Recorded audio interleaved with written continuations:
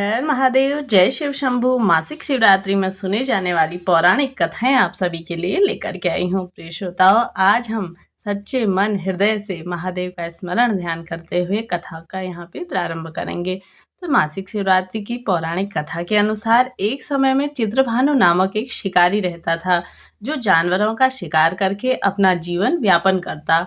उसके ऊपर बहुत सा कर्जा था और चित्रभानु साहूकार का कर्ज चुकाने में असमर्थ था। कर्ज न चुकाने की वजह से साहूकार ने उसे बंदी बना लिया। जिस दिन साहूकार ने चित्रभानु को बंदी बनाया, उस दिन संयोग से शिवरात्रि थी और साहूकार के घर शिव जी की पूजा हो रही थी। चित्रभानु ने शिवम पूजा की बातें और व्रत कथा को ध्यान से सुना। अगले दिन चित्रभानु भूखा प्यासा और परेशान होकर जंगल में शिकार के लिए निकल पड़ा, लेकिन उसे कोई शिकार नहीं मिला। रात में चित्रभानु जंगल में ही एक बेल के पेड़ पर चढ़कर सोने की तैयारी करने लगा और उस पेड़ के नीचे एक शिवलिंग था। रात के पहले पहर में एक गर्भवती हिरनी उस पेड़ के पास पानी पीने आई, लेकिन चित्रभानु ने उसे छोड़ दिया। इस दौरान उसके धनुष से कुछ बेलपत्री शिवलिंग पर जाकर गिर गए और अनजाने में ही सही उसकी प्रथम पहर की पूजा पूर्ण हो गई। हिरनी ने जब पत्तों की खड़बड़ाहट सुनी तो घबराकर ऊपर की ओर देखा और भयभीत होकर शिकारी से कांपते हुए स्वर में बोली, मुझे मत मारो। शिकारी ने कहा कि वह और उसका परिवार भूखा है, इसलिए वह उसे नहीं छोड़ सकता। हिरनी ने वादा किया कि वह अपने बच्चों को अपने स्वामी को सौंपकर लौट आएगी, तब वह उसका शिकार कर ले। शिकारी को उसकी बात का विश्वास नहीं हो रहा था। उसने फिर से शिकारी को यह कहते हुए अपनी बात का भरोसा करवाया कि जैसे सत्य पर ही धरती टिकी है, समुद्र मर्यादा में रहता है और झरनों से जल धाराएं गिरा करती हैं, वैसे ही वह भी सत्य बोल रहा है। क्रूर होने के बावजूद भी शिकारी को उस पर दया आ गई और उसने जल्दी लौटने को कहा। उस हिरनी को जाने दिया। थोड़ी ही देर बाद एक और हिरनी वहां पानी पीने आई। शिकारी सावधान हो गया, तीर साधने लगा और ऐसा करते हुए उसने हाथ में धक्के से फिर से पहले की तरह थोड़ा सा जल और कुछ बेलपत्री नीचे शिवलिंग पर जा गिरे और अन्यायवश ही शिकारी की दूसरे प्रहर की पूजा भी पूर्ण हो गई। इस हिरनी ने भी भयभीत होकर शिकारी से जीवन दान की याचना की, लेकिन उसने अस्वीकार कर देने पर हिरनी ने उसे लौट आने का वचन दिया, यह कहते हुए कि उसे ज्ञात है कि जो वचन देकर पलट जाता है उसका अपने जीवन में संचित पुण्य नष्ट हो जाता है।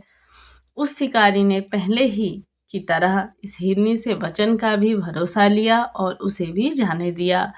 अब वो यह इस चिंता में व्याकुल हो रहा था कि उनमें से शायद ही कोई हिरनी लौट कर आए और अब उसके परिवार का क्या होगा। इतने में ही उसने जल की ओर आते हुए एक और हिरन को देखा और उसे देखकर शिकारी बड़ा प्रसन्न हुआ। अब फिर धनुष और बाण चढ़ाते ही उसकी तीसरे प्रहर की पूजा फिर से संपन्न हो गई और पत्तों के गिरने की आवाज से वह हिरनी सावधान हो गई और उसने शिकारी को देखा और पूछा, तुम क्या करना चाहते हो? वह बोला, अपने कुटुंब को भोजन देने के लिए मैं तुम्हारा वध करना चाहता हूँ।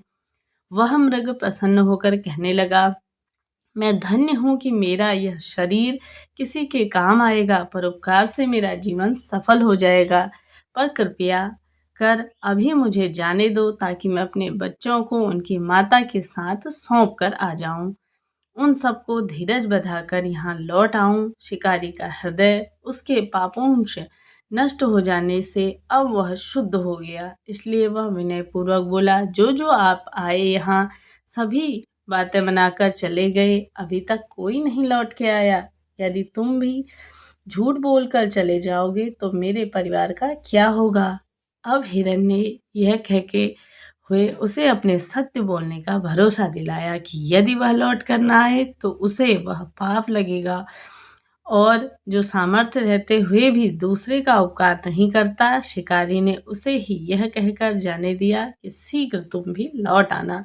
रात्रि का तीसरा प्रहर शुरू होने से ही उस शिकारी के हर्ष की सीमा न रही थी, क्योंकि उसने सब हिरन हिरनियों को जाने दिया और उन्हें देखते ही उसने अपने धनुष का बाण रखा और पहले ही की तरह वह चौथे पहर की भी शिव पूजा संपन्न हो गई। अब उस शिकारी की के ऊपर शिव की कृपा से सभी पाप उसके भ्रष्ट यानी कि नष्ट हो गए। वह सोचने लगा, ओह ये पशु धन्य हैं जो ज्ञानहीन होकर भी अपने शरीर से परोपकार करना चाहते हैं, लेकिन धिक्कार है मेरे इस जीवन में जो कि मैं अनेक प्रकार के कृतज्ञों से अपने परिवार का पालन पोषण करना चाहता हूँ। अब उनके अपना बाण रोक लिया तथा मृगों से कहा कि वे सब धन्य हैं तथा प्रसन्न होकर तत्काल उसे अपने दिव्य स्वरूप का दर्शन करवाया तथा उसे सुख समृद्धि का वरदान देकर गुह नाम प्रदान किया।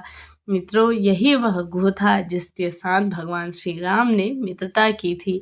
शिव की जटाओं में गंगा जी के धारण करने वाले, सिर पर चंद्रमा को सजाने वाले, मस्तक पर त्रिपुंड तथा तीसरे नेत्र वाले, कंठ में लालपांस तथा रुद्रा क्षमाक्षा से सुशोभित, हाथ में डमरू और त्रिशूल सुशोभित। फिर क्या था, कुछ समय बाद मृग अपने पूरे परिवार अर्थात तीनों हिरनी और बच्चों के साथ उस शिकारी के पास आ गया और कहा कि हम अपनी प्रतिज्ञा अनुसार यहाँ आ गए हैं। हे शिकारी, आप हमारा शिकार कर सकते हैं। जंगल में पशुओं की सच्ची भावना को देखकर शिकारी चित्रभानु का हृदय पूरी तरह पिघल गया और उसी दिन से उसे शिकार करना छोड़ दिया। अगले दिन वह नगर लौटा और किसी और से लेकर उधार सेठ जी का ऋण चुका दिया और स्वयं मेहनत मजदूरी करने लगा। जब शिकारी चित्रभानु की मृत्यु हुई तो उसे यमदूत लेने आए, किंतु शिवदूतों ने उन्हें भगा दिया और उसे शिवलोक ले गए। इस प्रकार उस शिकारी को मोक्ष की प्राप्ति हुई। तो दोस्तों, मासिक शिवरात्रि की व्रत करने से, व्रत कथा सुनने से, विधिवत रूप से पूजन करने से जीवन में समस्त प्रकार के रोग कष्ट दूर होते हैं और शिव की कृपा सदा सर्वदा ही बनी रहती है। इस प्रकार से कथा थी। वीडियो उपयोगी रही हो तो वीडियो को लाइक शेयर अवश्य करिए।